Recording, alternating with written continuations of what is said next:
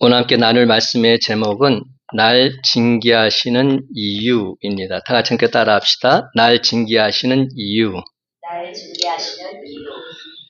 설교 제목이 한가위 축복과는 좀 거리가 있죠. 사랑하는 성도 여러분, 추석 명절 연휴가 시작되었음에도 거룩한 주일에 준지에 나와서 예배드리고 있는 저와 여러분 모두에게 한가위의 풍성한 은혜와 복이 강권적으로 임하게 되시기를 예수님의 이름으로 간절히 축원합니다. 여러분, 한가위가 되면 제가 항상 물어보는 게 있어요. 한이란 말이 무슨 뜻이라고 그랬죠? 한? 아니요. 한은 크다란 말이에요. 크다.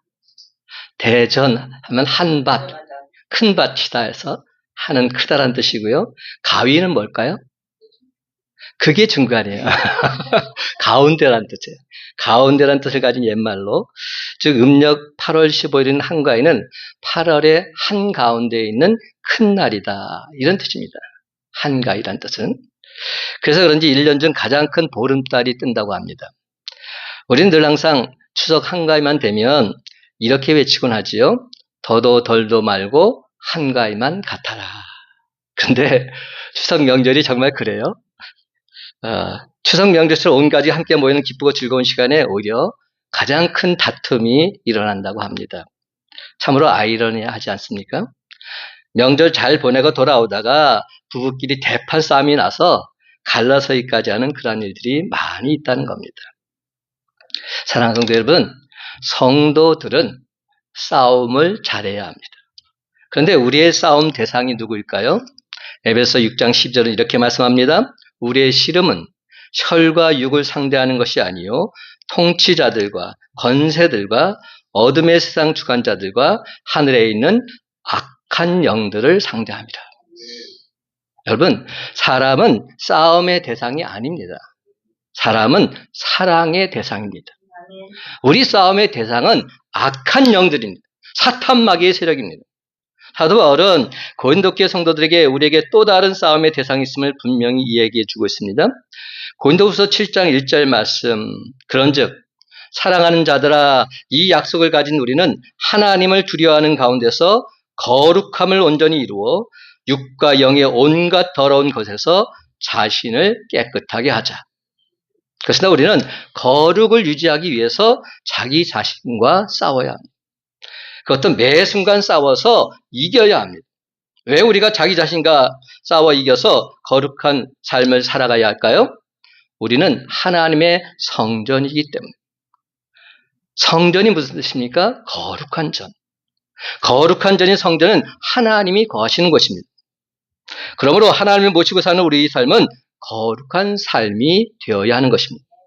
그래서 오늘 본문은 이렇게 시작하고 있습니다. 4절, 너희가 죄와 싸우되 아직 피 흘리기까지는 대항하지 아니하고. 여러분, 이게 무슨 말이에요? 싸울 때는 피 터지게 싸우라는 겁니다. 거룩한 주의 백성답게 죄와는 피 흘리기까지 목숨 걸고 싸워서 거룩함을 반드시 유지해야 한다, 이 말씀입니다. 제가 중학교 때 우리 교회에서 학예 수련을 갔어요. 저희 아버님께서 그 당시에 그 왕십리에 있는 무학교라고요. 굉장히 큰 교회거든요. 그 교회 부목사로 가셨습니다. 그리고 수련회 때 같이 오셨어요.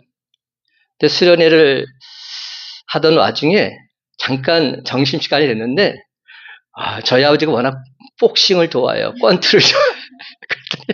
딱 링을 딱 만들더니 글러브가 어디 있든지 글러브가 다 있더라고요. 그래서 글러브를 딱 끼고 권투 시합을 하자는 거예요. 근데 애들이 쭈삣쭈삣하니까 이대성 너 나와! 그래가지고 항상 그럴 때마다 져요. 그래가지고 저는 엉겹결에 나가지고 권투 글러브를 꼈는데 엄청 크더라고요. 근데 제 친구 지금도 이름도 기억해요. 박은호라고. 그 친구랑 저를 딱 붙이는 겁니다. 그래가지고 하는데 제가 어떻게 될게요? 졌어요. 왜 졌게요? 코피가 터져서. 제가 코가 크잖아.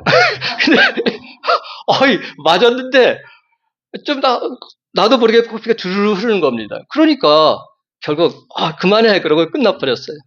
그러니까 피 터지게 싸움들은 게 그거예요, 바로. 그러니까 피가 나면 싸움은 멈추게 돼 있더라고요. 근데 우리는 어떤 사람들입니까? 거룩한 주의 백성들 아닙니까? 거룩한 주의 백성답게 죄와는 피 흘리기까지 피 터지게 싸워서 이겨야 한다는 겁니다. 그렇습니다, 여러분. 거룩한 주의 백성답게 죄와는 피 흘리기까지 싸워서 반드시 승리함으로써 다시 오실 주님을 기쁘게 기다리는 저와 여러분의 복된 삶이 다 되시기를 예수님의 이름으로 간절히 축원합니다. 오늘 본문은 심한 박해로 말미암아 낙심한 나머지 신앙조차 버리려고 하는 유대인 성도들에게 아버지와 아들의 비유를 통해서 권면하고 있는 말씀이에요.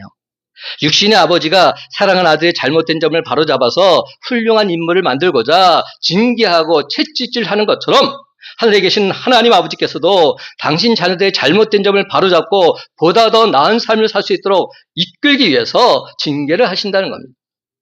그러므로 여러분, 우리가 하나님께 징계를 받는다고 여기질 때 전혀 낙심하지 마시기 바랍니다. 끝까지 참고 인내하면서 하나님 말씀에 온전히 순종하시기 바랍니다. 그래야 하나님께서 예비하신 놀라운 복 다 받아 누리시기 바랍니다. 여러분, 우리가 지나간 시간을 되돌아보면 하나님의 사랑과 축복을 받을 때도 물론 있었습니다. 하지만 하나님의 징계를 받을 때도 분명히 있었지요. 어떤 사람은 혹독한 질병으로 병상에서 고통을 받았습니다. 경제적인 어려움을 당해서 가난으로 고생하기도 하고 생각지도 못한 사고와 위험에 빠져서 멘붕에 빠진 적도 있었습니다. 아니, 바로 지금 이 순간조차도 우리는 하나님의 징계를 받고 있는지도 모르겠습니다. 그러나 여러분, 하나님은 우리를 미워하사 심판하시려고 징계하시는 것이 아니라 우리를 사랑하사 복 주시려고 징계하신다는 사실 명심하시기 바랍니다. 그래서 우리는 하나님께서 너무나도 사랑하는 당신의 자식이니까 그래서 채찍도 때리고 그래서 징계도 하시는 겁니다. 그럼에도 불구하고 여러분, 이 징계란 말이 좀 거슬리지 않으세요? 좀 거북하게 들리지 않으십니까? 이 원문을 찾아봤더니 이 징계란 말은 헬라어로 파이데 아이스란 말인데요. 훈련시키다, 연단시키다 이런 말입니다. 징계한다는 말이 바로 훈련시킨다는 말이요, 연단시킨다는 말입니다. 그러니까 오늘 말씀 속에서 하나님이 우리를 훈련시키시고 연단하신 이유, 즉 징계하시는 이유를 밝히 깨달아 아는 것, 이것이 중요합니다. 8절 말씀입니다. 징계는 다 받는 것이거늘 너희에게 없으면 사생자요 친아들이 아니니라. 그렇습니다. 저와 여러분 모두 다 하나님의 자녀들입니다. 사생자는 더더욱 아니지요. 하나님의 자녀들이기에 그래서 우리를 징계하신다는 겁니다. 그렇습니다, 여러분. 우린 진정 사생자가 아니요 하나님의 친아들이기에 하나님께서 우리를 징계하심을 믿으시기 바랍니다.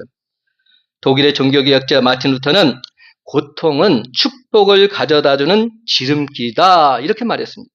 고통은 축복을 가져다주는 지름길이다. 고통이 있으면 더 빨리 축복을 받고 더 빨리 성공한다는 겁니다. 욥기 5장 17절 말씀에도 보게 되면 볼지어다 하나님께 징계받는 자에게는 복이 있나니 그런즉 너는 전능자의 징계를 업신여기지 말지니라. 여기서 중요한 포인트가 뭡니까? 징계를 받을 때 누구한테 징계를 받느냐, 이것이 중요하다는 겁니다. 하나님께 징계를 받는 자는 진정 복 있는 사람인 줄 믿으시기 바랍니다. 사랑하는 성도 여러분, 징계는 하나님께서 우리를 심판하시려고 우리를 미워하시기 때문에 허락하신 것이 아닙니다. 우리가 친아들이기 때문이라는 사실을 명심하시기 바랍니다. 첫째로 하나님은 친아들을 너무나도 사랑하시기에 징계하십니다. 그렇습니다. 아들을 사랑하시기에 징계해 준다는 겁니다. 5절 하반절과 6절 말씀 다 같이 함께 읽어볼까요? 내 아들아, 시작.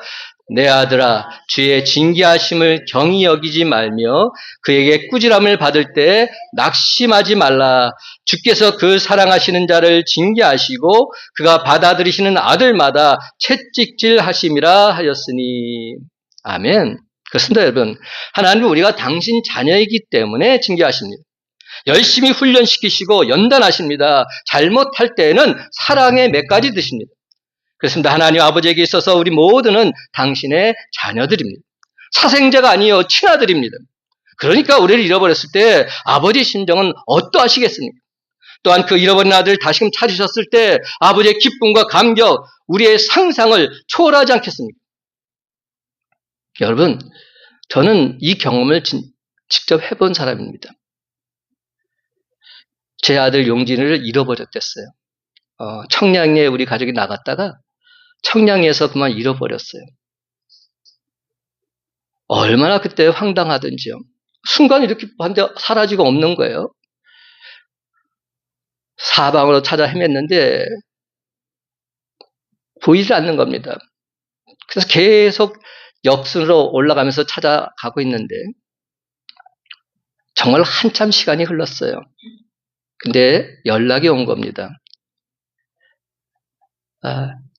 9.19에서 저희 아버지가 심하던 9.19에서 연락이 왔어요. 우리 아들이 계속 올라가다가 청량리에서 계속 회기동 계속 올라가다가 한 주유소에 들려가지고 거기서 9.19의 이야기를 한 겁니다. 그리고 연락이 닿아서 우리에게 연락이 왔던 거죠. 잃어버릴 뻔했어요. 안 그랬으면 지금 제 아들 잃어버린 마음에 평생을 힘들게 살 뻔했어요. 그 주유소에서 아들을 만났을 때 그 기분이 어땠는지 아십니까?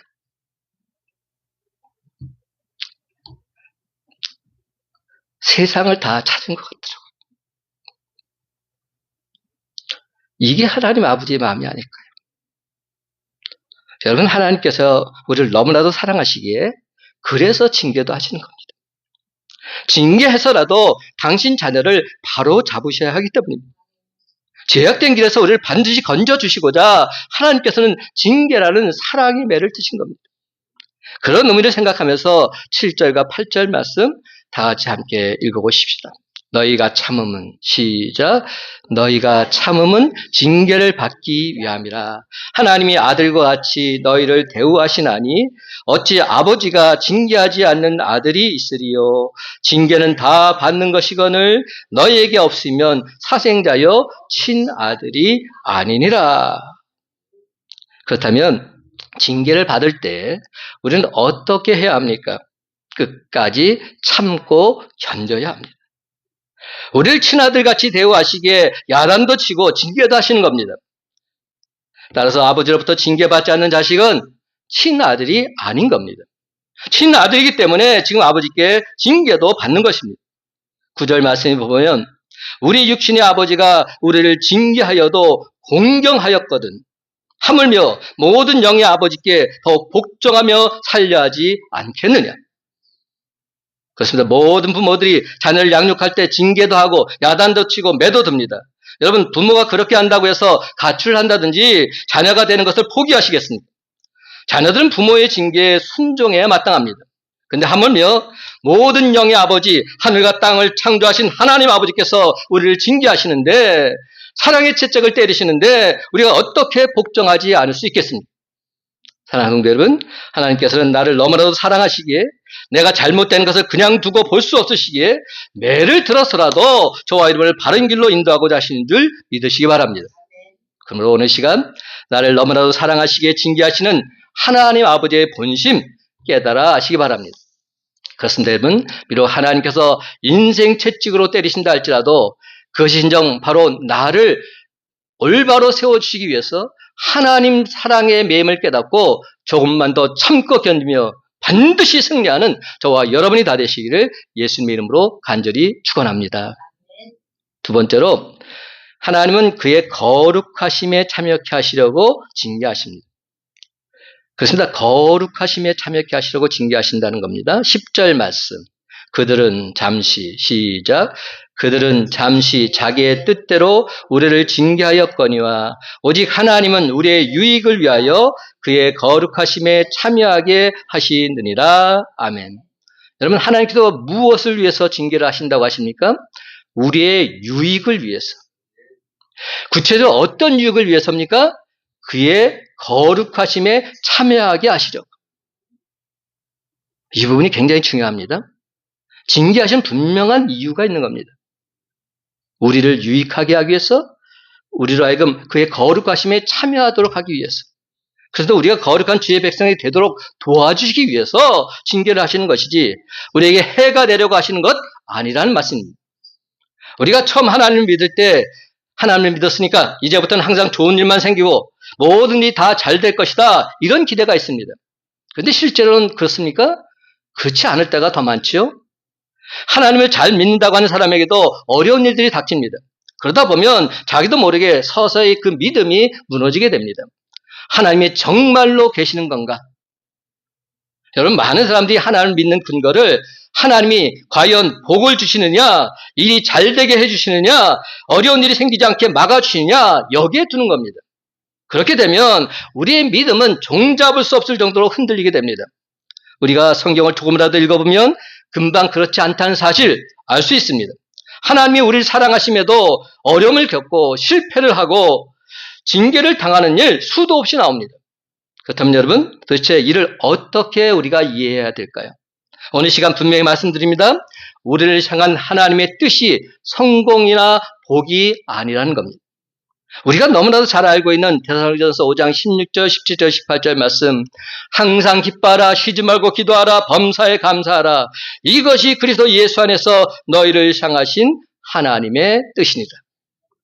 사랑하는 성도들은 항상 기뻐하라, 쉬지 말고 기도하라, 범사에 감사하라. 이러한 삶을 한마디로 요약하자면 무슨 삶입니까? 그렇죠. 거룩한 삶을 살라는 겁니다.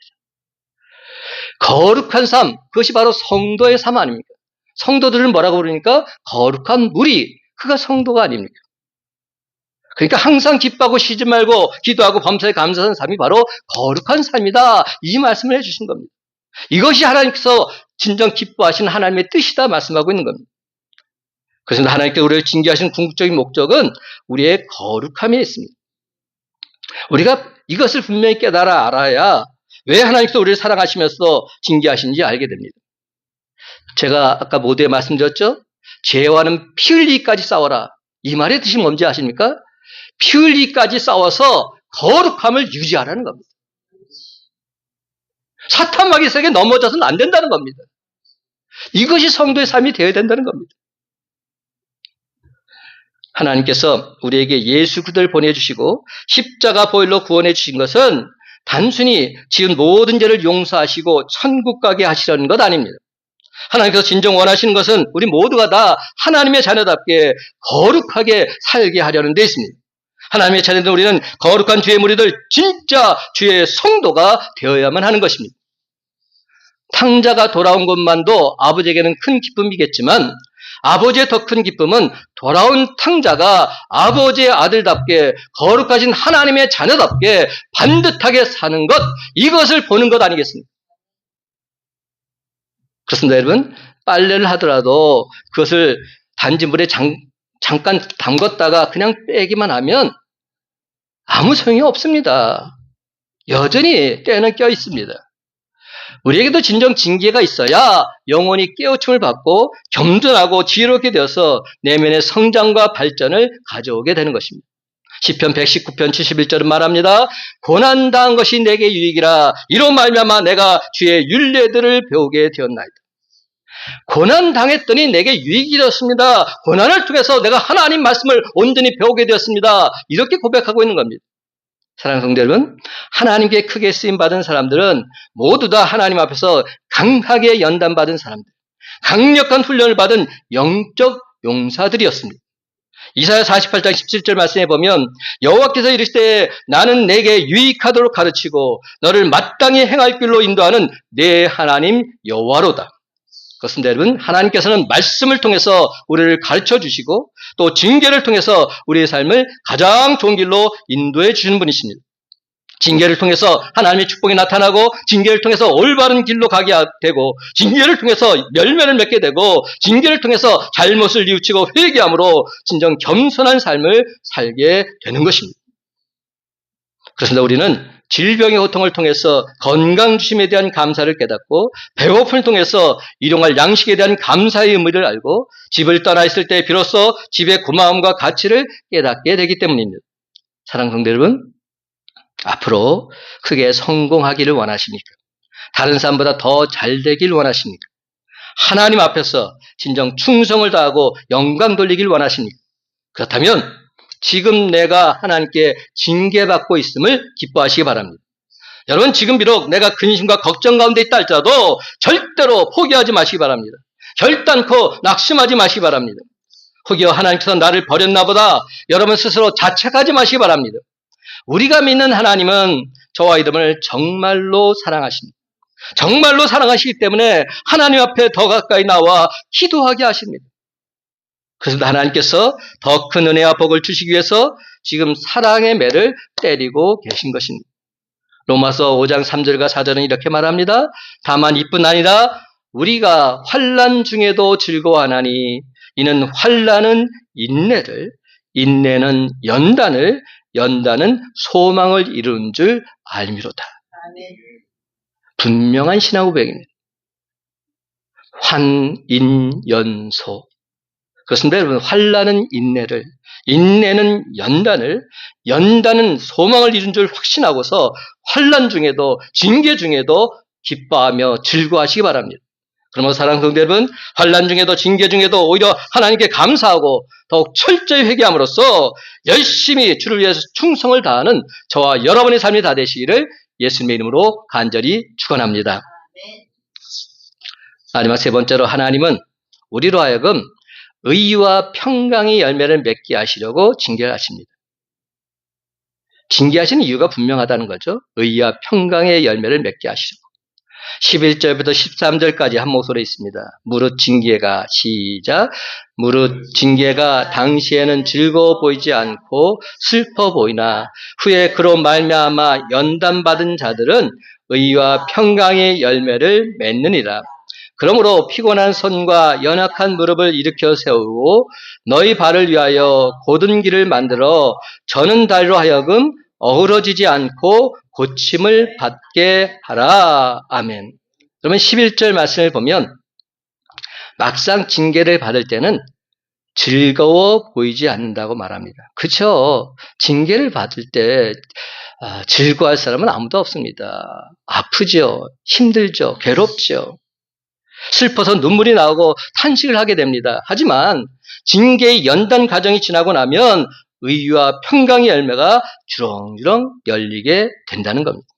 사랑하는 여러분, 여러분이 지금 징계를 받고 있다면 그것은 바로 하나님의 연단 과정인 줄 믿으시기 바랍니다. 그 과정을 잘 참고 견디면 반드시 축복의 열매가 주렁주렁 맺히게 될 것입니다. 건강의 열매, 번영의 열매, 물질의 열매까지도 온전히 허락해 주실 줄로 믿습니다. 12절과 13절 말씀 제가 다시 있습니다. 그러므로 피곤한 손과 연약한 무릎을 일으켜 세우고 너희 발을 위하여 곧은 길을 만들어 저는 다리로 하여금 어그러지지 않고 고침을 받게 하라. 여러분, 이는 징계를 받을 때 우리가 어떻게 해야 할지 가르쳐주고 있는 말씀입니다. 징계를 받을 때 제일 먼저 해야 될 일이 뭐냐고요? 첫째, 피곤한 손과 연약한 무릎을 일으켜 세워야 한다. 피곤한 물과 연약한 무릎을 일으켜 세워라. 이렇게 말씀합니다. 이는 제발 낙심하여 쓰러지지 말고 앞으로 힘차게 전진해 나아가라는 것 말입니다. 징계를 받을 때 주저앉아서 신세한탄만 하면 징계의 의미가 없습니다. 징계의 진정한 가치가 떨어집니다. 징계를 당할 때는 무릎을 일으켜서 앞으로 전진해 나가야 됩니다. 그래서 더 새 힘과 용기를 가지고 전진해 나가야 하는 것입니다. 두 번째는 곧은 길을 만들어야 합니다. 중요한 부분인데요. 삐뚤게 나가기 때문에 징계가 나타나는 겁니다. 좌로나 우로나 치우치기 때문에 그래서 징계가 나타나는 겁니다. 올바르게 나가야 됩니다. 여러분, 사람이 열심히 하는 것도 중요하지만 나아갈 방향이 정확해야 됩니다. 무조건 열심히 특심해서 되는 게 아닙니다. 올바른 방향으로 나아가는 것, 이것이 더 중요합니다. 그러므로 징계가 나타났다면 혹여 내가 지금 잘못된 길로 빠지지는 않았는지 재점검하고 바른 길로 찾아서 나가야 하는 것입니다. 세 번째는 저는 다리로 하여금 어그러지지 않고 고침을 받게 해야 한다 말합니다. 잘못되고 병든 다리는 고침받아야 됩니다. 병든 몸을 가지고 우리가 무엇을 할 수 있겠습니까? 하는데 한계가 있지요. 그러면 여러분, 약한 것을 강하게 하고 병든 것을 고쳐서 건강하게 만들어야 합니다. 산호라면 마음이 병든 사람이 있고 생각이 병든 사람도 있습니다. 이 모든 질병 다 고쳐야 됩니다. 하나님께서는 이와 같은 영적, 육적인 질병들을 온전히 고치기 위해서 우리에게 징계를 허락하고 계신 겁니다. 창세기 37장 말씀을 보게 되면 요셉이 형제들의 미움을 받아서 애굽의 종으로 팔려가게 됩니다. 근데 거기서도 모함을 당해서 감옥에 갇히게 되죠. 그러함에도 요셉은 자신의 꾼 꿈이 반드시 이루어질 것을 믿으면서 낙심하지 않습니다. 그렇습니다. 하나님이 주신 꿈을 절대로 포기하지 않고서 항상 꿈꾸는 자로 살아갑니다. 그래서 하나님께서는 마침내 그를 애굽의 총리가 되게 합니다. 여러분, 요셉이 감옥에 갇힌 것도 종살이를 하게 된 것도 이 모든 것이 다 연단과 훈련을 받아서 애굽의 총리가 되도록 하시기 위한 과정이요, 하나님의 축복과 은총이었음을 믿으시기 바랍니다. 그렇습니다. 여러분, 조금만 더 참고 기다리면 하나님께서 반드시 하늘문을 여시고 한량없는 은혜와 복을 우리 모두에게 부어주실 줄로 믿습니다. 그래서 고난은 변장한 축복이라 말하지 않습니까? 고난은 변장한 축복이다. 그래서 고난 속에서 낙심하고 포기하는 사람은 그 고난이 저주가 되고 심판이 되고 말지만, 고난 속에서 하나님 앞에 더욱더 가까이 나가고 하나님의 사랑을 발견한 사람, 그 고난이 도리어 은혜가 되고 축복이 되는 줄로 믿습니다. 여러분, 나무는 긴 여름 동안 뜨거운 떼역볕과 사나운 폭풍에 시달리면서 고난으로 연단된 후에야 가을이 왔을 때 마침내 아름다운 열매, 탐스러운 열매를 맺게 되는 법입니다. 그 열매가 얼마나 맛있는지요. 온실에서 자란 열매와는 비교조차 할 수 없습니다. 사랑하는 여러분, 하나님이 우리를 고난 가운데서 연단시키는 이유는 의와 평강의 열매를 맺게 하시기 위함인 줄 믿으시기 바랍니다. 그렇습니다. 여러분, 징계가 당시에는 고통과 갈등과 슬픔으로 다가오지만 이를 통해서 믿음이 연단된 후에는 그 모든 것이 내적 영혼의 기쁨과 평안으로 바뀌어지고 삶의 축복으로 변화되는 줄로 믿습니다. 여러분, 사도 바울의 기도가 얼마나 능력이 있습니까? 죽은 자까지 살리시는 그런 역사를 했죠. 손수건만 갖다 해도 질병이 깨끗이 낫지 않았습니까? 근데 아이러니하게도 자기 몸 안에 있는 질병을 해서 고쳐달라고 그렇게 간절히 기도했음에도 끝내 응답되지 않았습니다. 이에 그 또한 사람인지라 낙심하는 마음이 분명히 있었을 겁니다. 급기야 더 이상 기도하고 싶은 마음도, 더 이상 충성하고 싶은 마음도 사라졌을지 모릅니다. 그런데 바로 그 순간 그에게 하나님의 음성이 들려옵니다. 고린도후서 12장 7절, 너무 자만하지 않게 하시려고 내 육체의 가시 곧 사탄의 사자를 주셨으니 이는 나를 쳐서 너무 자만하지 않게 하려 하십니다. 그렇구나, 바로 이것이구나. 그에게 깊은 깨달음이 왔습니다. 그때부터 사도 바울은 기쁜 마음으로 다시금 이렇게 외칩니다. 고린도후서 12장 10절 말씀, 내가 그리스도를 위하여 약한 것들과 능력과 궁핍과 박해와 곤고를 기뻐하노니 이는 내가 약한 그때의 강함이로다. 내가 그리스도를 위해서 당하는 이 약한 것들, 능력, 궁핍, 박해, 곤고 다 기뻐하겠습니다. 왜냐?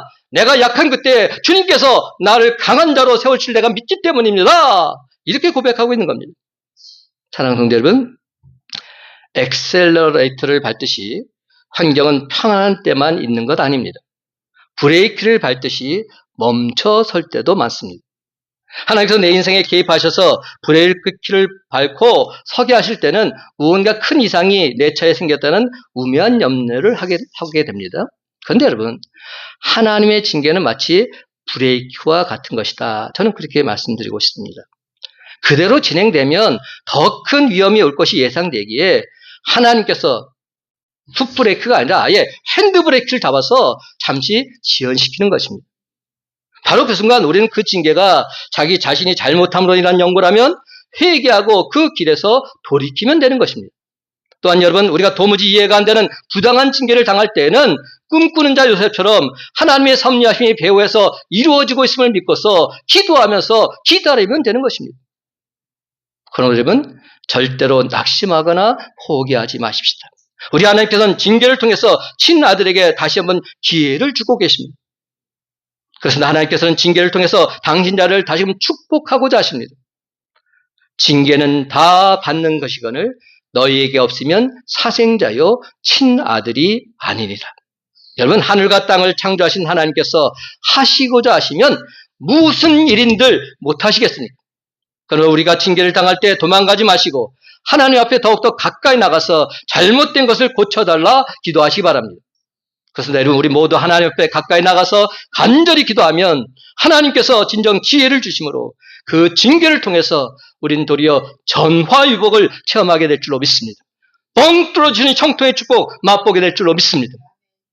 사랑하는 여러분, 하나님 말씀을 들을 때 단지 들음으로 끝나지 않고 순종함으로 행동하면 반드시 의와 평강의 열매를 맺게 될 줄로 믿습니다. 왜냐하면 우리 모두는 사생자가 아니라 하나님의 친아들, 친딸, 친자식들이기 때문에. 여러분, 살아가는 친자식이 정말로 잘 되기 위해서라면 그 자식을 징계하지 않을 부모 이 세상에는 아무도 없을 겁니다. 잘 되기 위해서라면 징계를 당연히 해야 되는 겁니다. 다시 한번 분명히 말씀드립니다. 하나님께서 우리를 징계하시는 것은 우리를 친아들로 여겨주시기 때문입니다. 하나님께서는 당신 자녀로 부르지 않은 자는 그냥 그대로 내버려 두십니다. 하지만 당신 자녀로 삼아주신 자는 우리를 징계해서라도 반드시 바른 길로 가게 하십니다. 그러나 우리는 하나님께서 징계하시는 뜻에 기쁜 마음으로 순종하면 되는 것입니다. 예레미야 42장 6절은 말합니다. 우리가 당신을 우리 하나님 여호와께 보내면 그의 목소리가 우리에게 좋든지 좋지 않든지를 막론하고 순종하려 합니다. 우리가 우리 하나님 여호와의 목소리를 순종하면 우리에게 복이 있으리이다.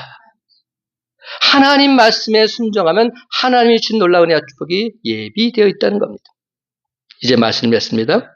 사랑하는 성도 여러분, 오늘 시간 저와 여러분에게 불어닥친 징계의 채찍 기쁘게 받아들이는 의연한 자세를 가지시기 바랍니다.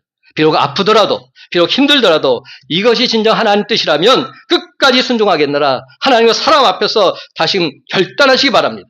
그렇습니다, 여러분. 이제부터는 죄 대신 화관을, 슬픔 대신 기쁨을 맛보면서 의의 나무, 곧 여호와께서 심으신 바 그 영광을 나타낼 자답게 의의 열매, 평강의 열매, 주렁주렁 맺으며 살아가는 저와 여러분의 복된 삶이 다 되시기를 예수님의 이름으로 간절히 축원합니다.